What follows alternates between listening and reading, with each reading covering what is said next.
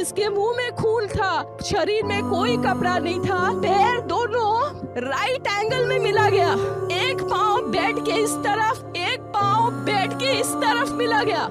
जब तक pelvic girdle नहीं टूटता है, इस तरह दो पाँव को नहीं चीरा जा सकता है। चश्मे को कूटा गया, जिसके वजह से आंखों से खून निकल गया।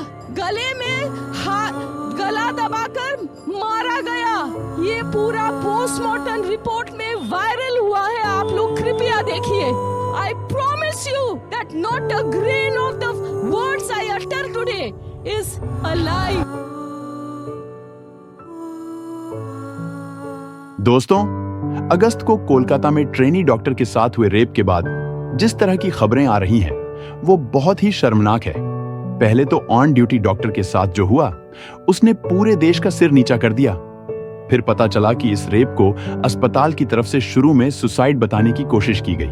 फिर यह खुलासा हुआ कि जिस बंदे ने यह किया है, वह तो पुलिस का ही वॉलेंटियर था। फिर किसी का बयान आता है कि लड़की इतनी रात में अकेले क्या कर रही थी। फिर वारदात वाली जगह के आसपास कुछ कंस्ट्रक्शन करने के नाम पर तोड़फोड़ करके सबूत मिटाने की कोशिश की गई। और अगस्त की देर जो हुआ, उसने तो सारी लिमिट ही क्रॉस कर दी। सैकड़ों की भीड़ हॉस्पिटल पर धावा बोलती है। जिस जगह पर लोग प्रदर्शन कर रहे थे, उसी मंच को तोड़ दिया जाता है। प्रदर्शन कर रहे डॉक्टर्स के साथ मारपीट की जाती है। इतना ही नहीं, यह लोग हॉस्पिटल में घुसकर इमरजेंसी वार्ड, नर्सिंग स्टेशन और बाकी कई हिस्सों को बुरी तरह तोड़ देते हैं। टीएमसी की तरफ से कहा जाता है कि तोड़-फोड़ करने वाले बीजेपी और लेफ्ट के गुंडे थे। मगर सवाल यह है कि जो प्रदर्शनकारी उस लड़की के लिए इंसाफ मांग रहे थे, वही लोग प्रदर्शन वाली जगह पर तोड़फोड़ क्यों करेंगे? इसका मतलब साफ है कि दर्शनकायों के नाम पर गुंडों की भीड़ ने जानबूझकर हॉस्पिटल में घुसकर फिर से सबूत मिटाने की कोशिश की है। और अगर ऐसा है, तो किसी भी सोसाइटी के लिए इससे ज्यादा शर्मनाक और घिनौनी बात और क्या हो सकती है? पहले तो एक ट्रेनी डॉक्टर के साथ रेप हो जाता है। इससे ज्यादा बुरी बात किसी समाज के लिए और क्या हो सकती है? एक लड़की जिसने अपनी जिंदगी के साल डॉक्टरी की पढ़ाई को दे, जो आधी रात को जाकर अस्पताल में मरीजों की सेवा कर रही थी। अस्पताल में नाइट ड्यूटी करने वाले डॉक्टर्स के आराम के लिए कमरा नहीं था, तो उसे सेमिनार हॉल की कुर्सियों पर सुस्ता कर आराम करना पड़ा। वो बेचारी दिन भर की थकान दूर करने के लिए लेट रही थी। तभी एक वॉलेंटियर पुलिस का, जिसकी ये ड्यूटी थी कि अस्पताल में कुछ गलत ना होने दे, वहां आए लोगों को वह सेफ्टी दे, वही वॉलंटियरली डॉक्टर को जानवरों की तरह मारता है, उसे घिनौना काम करता है, उसकी जान ले लेता है और फिर वहां से चला जाता है। लड़की की पोस्टमार्टम रिपोर्ट में जो खुलासा होता है, उसे सुनकर किसी की भी रूह कांप सकती है। उस बेचारी की गर्दन तोड़ दी गई थी, आंखें फोड़ दी गई थीं, उंगलियां तोड़ दी गई थीं और उसके शरीर का शायद ही कोई हिस्सा था जिस पर हमला ना किया गया हो। आप ही सोचिए, अगर किसी इंसान को इतनी बुरी तरह मारा गया हो, उसके साथ रेप हुआ हो, उसके शरीर के निचले हिस्से पर कोई कपड़ा ना हो, तो क्या पहली नजर में उसकी बॉडी देखकर किसी मूर्ख को यह नहीं पता चलेगा कि उसके साथ क्या हुआ होगा? बिल्कुल पता चल जाएगा। मगर फिर क्या वजह थी कि अस्पताल की तरफ से लड़की के घर वालों को पहली बार जब फोन किया गया, तो उन्हें यह बताया गया कि लड़की ने सुसाइड कर लिया? अब यह सब सुनकर किसको गुस्सा नहीं आएगा?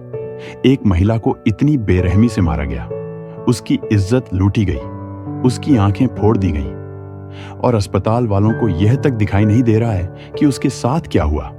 वो इसे सुसाइड बताने पर क्यों तुले हुए थे? आज कोलकाता पुलिस का इस बात से बड़ा ईगो हर्ट हो रहा है कि लोग उन पर भरोसा नहीं कर रहे हैं। मैं उनसे पूछना चाहता हूं कि तुम लोगों ने भरोसे लायक काम किया क्या है? जिस संजय राय पर लड़की के साथ रेप का इल्जाम लगा, उसकी क्या क्रिमिनल हिस्ट्री थी? क्या पुलिस को नहीं पता था उसके 3 तलाक हो चुके थे? वो बीवियों को पीटता था। उसकी बीवी ने पुलिस तक में पिटाई की शिकायत कर रखी थी। क्या यह बात पुलिस को नहीं पता थी? वो दारू पीता था, हिंसक पोर्न देखता था, आस पड़ोस की औरतों को वह छेड़ता भी था, अस्पताल में एडमिशन दिलाने के बहाने लोगों से रिश्वत लेता था। मतलब जो आदमी जेल में होना चाहिए था, उसे अस्पताल की पुलिस चौकी पर बिठा रखा था। उसके बाद भी इन्हें शर्म नहीं आती। इन्हें अफसोस हो रहा है कि लोग हम पर शक क्यों कर रहे हैं। स्थिति को संभालने का पुलिस का तरीका भी जांच के दायरे में आ गया है। अधिकारियों द्वारा दिए गए बयानों से स्थिति की गंभीरता के प्रति संवेदनशीलता और समझ की कमी का पता चलता है। पीड़िता की दुर्दशा पर ध्यान केंद्रित करने के बजाय कुछ आख्यानों ने उस पर रात में अकेले रहने का आरोप लगाने का प्रयास किया, जिससे उसे और अधिक पीड़ित किया गया और उसके खिलाफ किए गए अपराध की गंभीरता को कम किया गया। घटना के बाद भड़के विरोध प्रदर्शन केवल एक अपराध की प्रतिक्रिया नहीं थे, वे भारत में चिकित्सा पेशेवरों के उपचार के प्रति व्यापक असंतोष का प्रतीक हैं। विभिन्न संस्थानों के डॉक्टरों ने एक साथ रैली की, अपने सहयोगी के लिए न्याय की मांग की और स्वास्थ्य देखभाल प्रणाली को प्रभावित करने वाले प्रणालीगत मुद्दों को उजागर किया। इन विरोध प्रदर्शनों ने डॉक्टरों, विशेषकर सरकारी अस्पतालों में काम करने की अनिश्चित परिस्थितियों को भी उजागर किया। कई डॉक्टर पर्याप्त आराम सुविधाओं के बिना लंबे समय तक काम करते हैं, जिससे अक्सर उनकी भलाई और सुरक्षा से समझौता होता है। इस घटना ने स्वास्थ्य पेशेवरों के उपचार और सुधार की तत्काल आवश्यकता के बारे में देशव्यापी बातचीत शुरू कर दी है। मेडिकल कॉलेज द्वारा इस घटना से निपटना गंभीर चिंता पैदा करता है। रिपोर्टों से पता चलता है कि कॉलेज के प्रिंसिपल को दुखद घटनाओं के लिए तत्काल कोई परिणाम नहीं भुगतना पड़ा, केवल उसके तुरंत बाद किसी अन्य पद पर नियुक्त किया गया। चिकित्सा संस्थानों के भीतर जवाबदेही की यह कमी विश्वास को खत्म करती है और न्याय के सिद्धांतों को कमजोर करती है। मैं मनीष अब यहीं पर इस वीडियो को समाप्त करता हूं और आप सभी को धन्यवाद कि आपने अपना कीमती समय हमें दिया। ऐसे ही हमारे साथ जुड़े रहें। मिलते हैं ऐसे ही एक नए जानकारी वाली वीडियो के साथ।